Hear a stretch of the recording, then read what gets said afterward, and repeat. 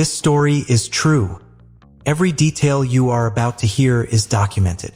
In Soviet investigation files, in autopsy reports, in the diaries and photographs recovered from the campsite, in the testimony of the search party who found what was left of 9 people on a mountain in the Ural range in February 1959. 2 of them had fractured skulls. 2 more had major chest fractures, and 1 hiker was missing her tongue.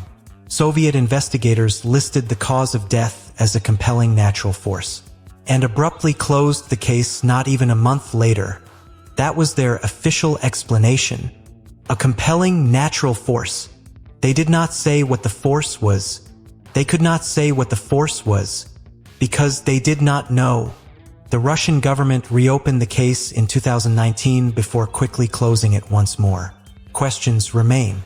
We still do not know exactly what happened on that snowy mountainside in 1959. My name is Yuri Kuntsevich.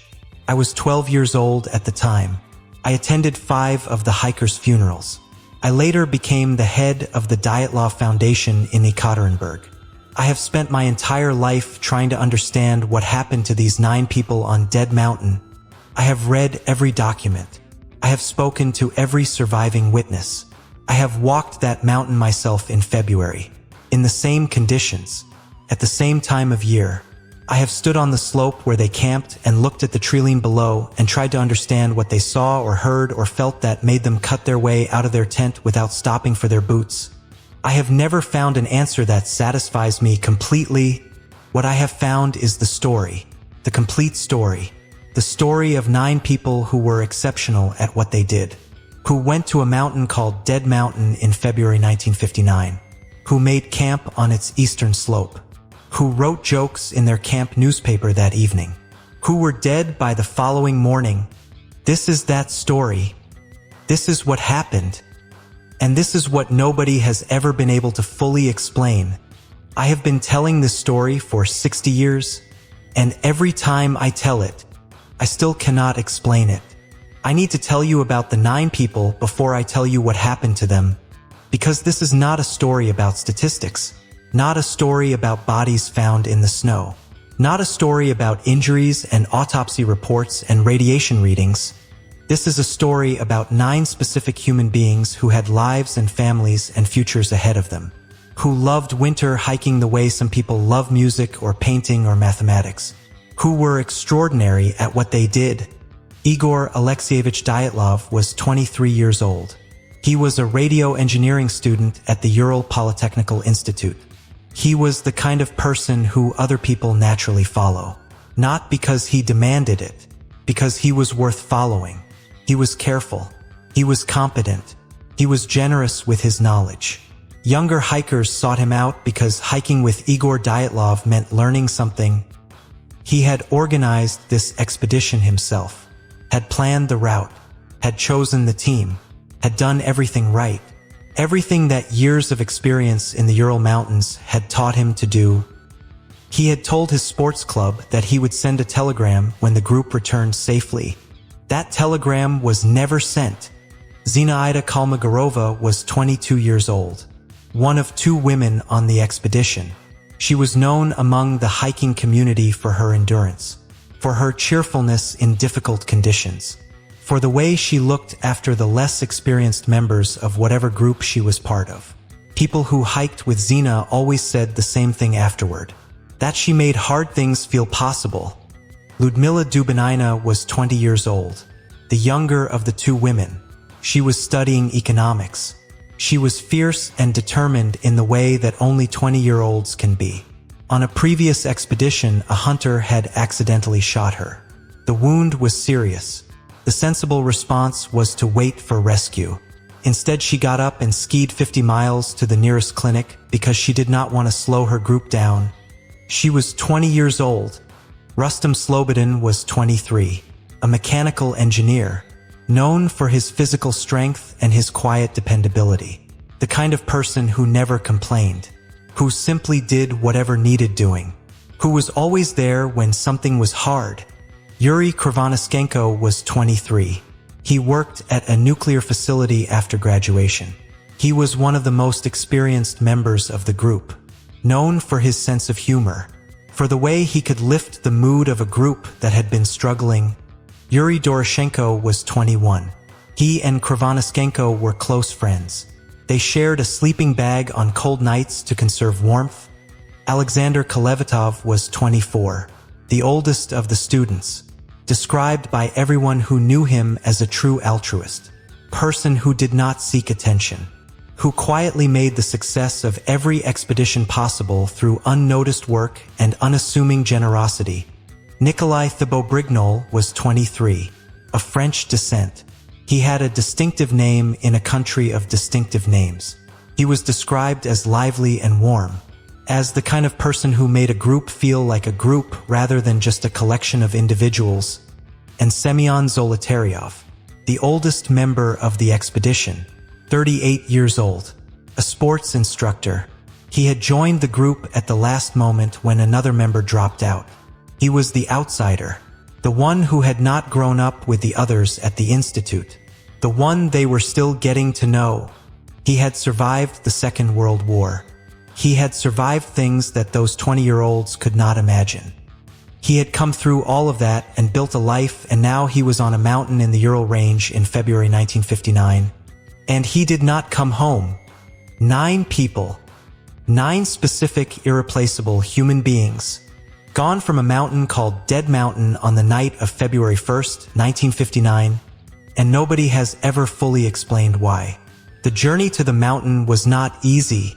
The group left Sverdlovsk on January 23, 1959. They traveled by train, by truck, on foot, into the increasingly remote and increasingly cold interior of the northern Urals. The weather was difficult from early in the journey, cold even by the standards of that region in February. The kind of cold that turns the inside of your nostrils to ice when you breathe and makes exposed skin hurt within seconds. But these were people who had trained for exactly this. Their diaries from the early days of the journey are remarkable reading. Not because of what they say, but because of what they do not say. They do not complain. They do not express doubt.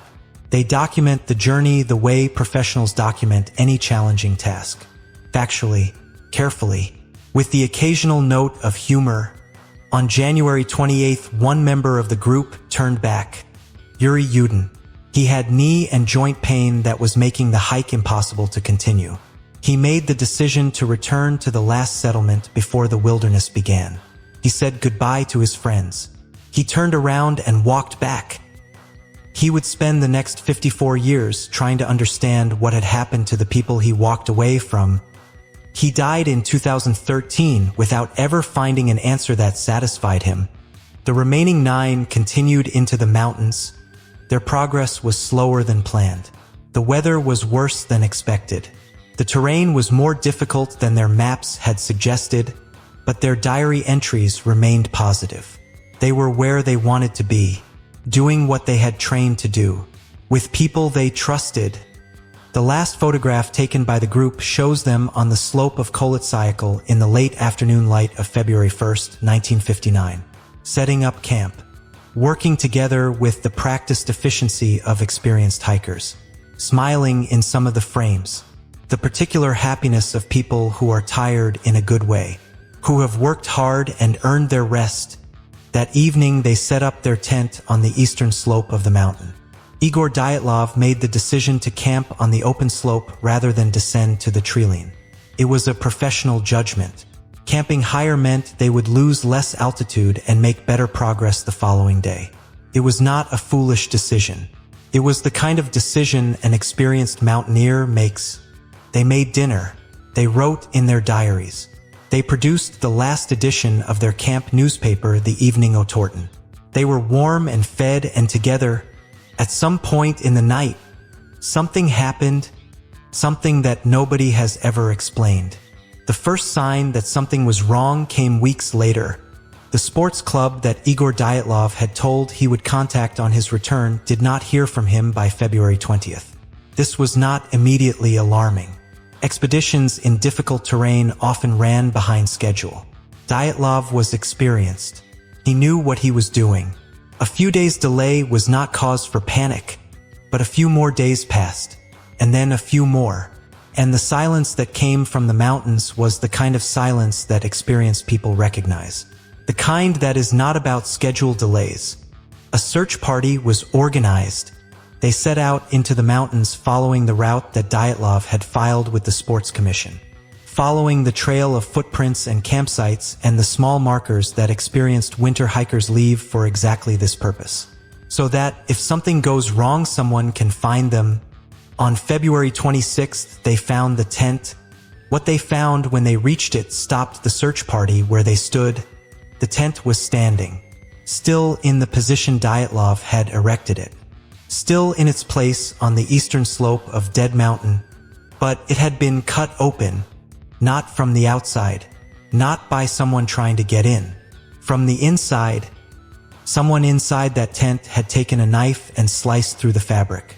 Not once, multiple times. Long, deliberate cuts through the tent material. Enough cuts to create an opening large enough to crawl through. The inside of the tent was in disorder. Belongings scattered, but not ransacked. Not the disorder of a violent struggle. The disorder of people leaving in a hurry. The food was still there. The equipment was still there. The boots were still there. Their boots. In temperatures as low as -40 degrees Celsius. In a mountain environment where exposed skin can freeze in minutes. In conditions that every one of those 9 people knew were lethal without proper protection. They had left without their boots, without their coats, without their survival equipment, without any of the things that 9 experienced winter hikers would know they needed to survive on that mountain at that temperature at night. They had cut their way out of the only warm shelter available to them, and they had run. 8 or 9 sets of footprints led away from the tent, down the slope, toward the treeline 1.5 miles away and 500 meters below.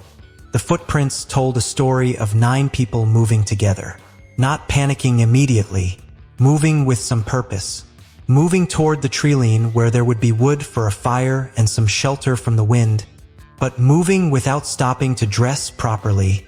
Whatever drove them out of that tent, whatever they saw or heard or felt in the darkness of that February night, it was more frightening to them than the mountain, more frightening than -40 degrees, more frightening than death by exposure. They ran from their tent with nothing, and they did not come back. The search party found the first bodies near the treeline, at the base of a large cedar tree. About 1.5 miles from the tent, 2 of the hikers were found there, Krivonischenko and Doroshenko, the 2 friends who shared a sleeping bag on cold nights. Found together at the base of that tree, there had been a fire, a large fire, built with branches from the cedar tree above. The branches had been broken off at heights that suggested the hikers had climbed the tree to reach them. Had climbed a tree in the darkness and the cold without gloves, without boots to break off branches for a fire. The burns on Krivonischenko's hands were 3rd degree, the kind of burns you get from holding your hands directly in a flame, from getting too close to a fire because you are so cold that the pain of the fire is preferable to the cold that is killing you. He had also bitten off a piece of his own knuckle. The investigators noted this carefully. The possible reasons were several. To stay awake, to stifle a scream, to keep himself conscious through pain when consciousness was the only thing keeping him alive. The bodies of Igor Dyatlov and Zinaida Kolmogorova were found between the cedar tree and the tent. They had not stayed at the fire. They had tried to go back. Dyatlov was found 300 meters from the cedar tree, face up, his hands clenched into fists in front of his chest. His jacket unbuttoned in a way that made no sense for a man who was freezing to death, unless he had been warm when he died, unless something had happened to his body's ability to feel temperature correctly. The phenomenon is called paradoxical undressing. In the final stages of severe hypothermia, the brain malfunctions and the dying person feels intensely hot. They begin to remove clothing. They die feeling warm. Zinaida Kolmogorova was found further up the slope, also trying to reach the tent, also dead from hypothermia. Her face had a frozen expression that one of the searchers described in his testimony and then never described again. Rustam Slobodin was found between them, also heading toward the tent, also dead. His skull had a fracture, a significant fracture, the kind of fracture that could not be attributed to a fall, the kind that required force, but there was no wound on the outside of his skull. No cut, no bruise, no evidence of anything striking his head from the outside. 5 bodies found. For still missing, the investigators searched for weeks. The snow was deep and the terrain was difficult, and the remaining 4 had gone somewhere that the search party could not immediately find. It was not until May, when the snow began to melt, that the final 4 were found in a ravine, covered by 4 meters of snow, in a makeshift den that the survivors had constructed trying to shelter themselves from the cold. What the investigators found when they uncovered those 4 bodies changed everything about the investigation, and raised questions that have never been answered. This is episode 1 of the Dyatlov Pass. 9 people, 1 mountain, 1 night in February 1959. 5 bodies found in the snow, 4 bodies hidden under 4 meters of ice, and injuries that no one could explain what those injuries were, what they tell us about what happened on Dead Mountain, and what the Soviet government found that made them seal the files and never speak of it again. That is a story for episode 2. Subscribe to Grey Archive Tales and come back. We will be waiting.